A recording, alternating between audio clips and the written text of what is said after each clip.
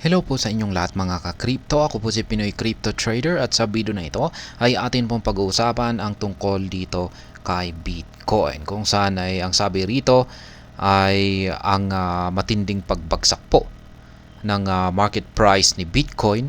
Kung saan ay nag-dip daw po siya hanggang sa presyong $62,000 ay meron pong isang analyst kung saan ay ang nakikita po niya rito ay isa po itong opportunity para sa isang major rebound. Kung pag sinabi po nating major rebound ay isang matindi po itong pag-angat sa kanyang presyo.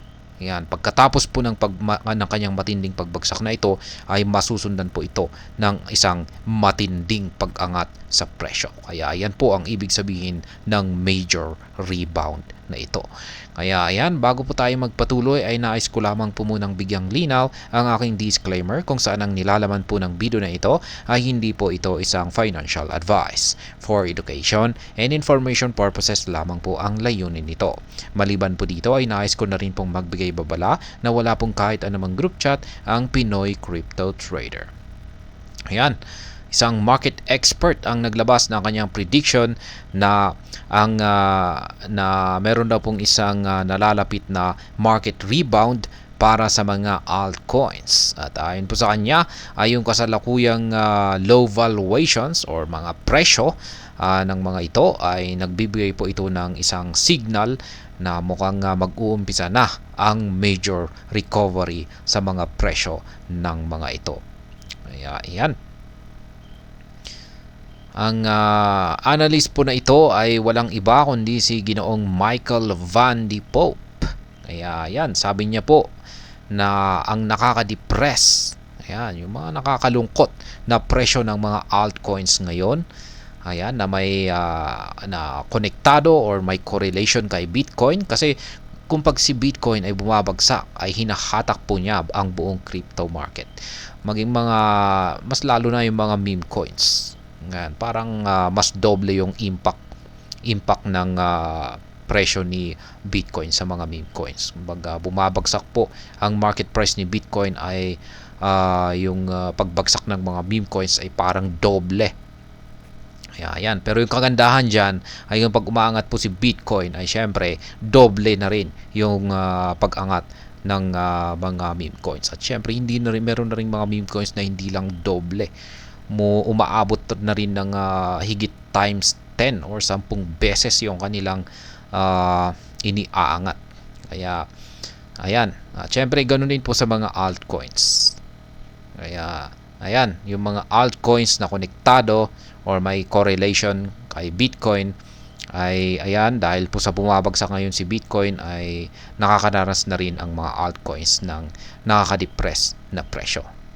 Kaya ayan, pero base raw po sa historical trends or yung mga nakalipas na performance ng mga altcoins ay yung nakaka-depress na pagbagsak or pagbagsak ng mga presyo ng mga altcoins ay madalas po na sinusundan ng isang pagsabog sa kanilang presyo or sa kanilang pagbabalik or pagbangon.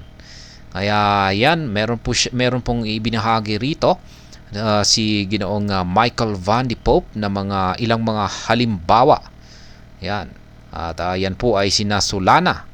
Yan, si Fetch AI at saka si Render.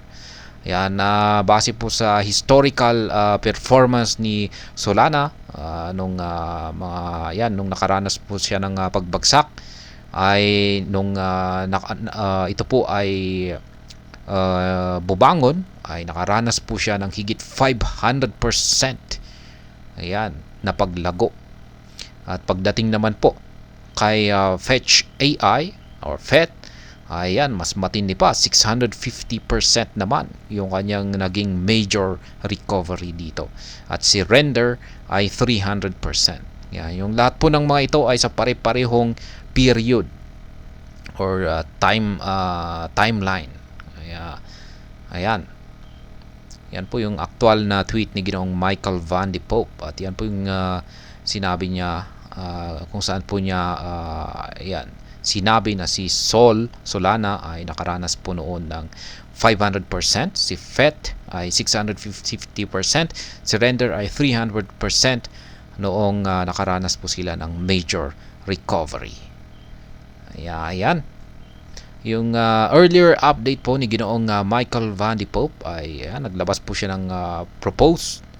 Ayan, na ang proposal or yung kanyang naglabas po siya ng pahayag na ang kasalukuyang buong crypto market ay nasa final stages na po siya or nasa huling yugto ng downward movement nito or yung nararanasan nitong pagbagsak.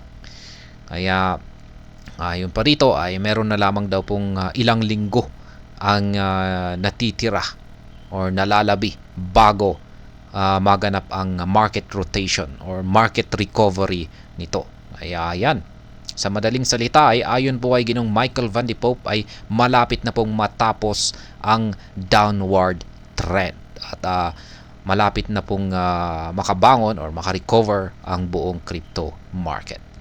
Kaya yan, itong si Ginong Michael Van de Pope, dahil dyan ay inaasahan po niya na ang buong crypto market ay makakaranas ng isang massive rally or isang matinding pag-angat sa presyo. At ayan, hanggang dito na lamang po tayo sa video na ito mga ka-crypto.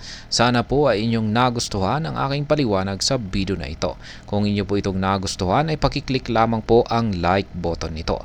Para naman po sa mga bago lamang dito, kayo po ay aking inaanyayahan para mag-subscribe. Pag-click na rin po ang bell icon nito dahil ito po ang siya magsisilbing notification nito sa mga bago kong videos na akin pong ina-upload sa aking YouTube channel na ito. Marami pong salamat sa panonood. Ingat po tayo lagi at God bless po sa ating lahat.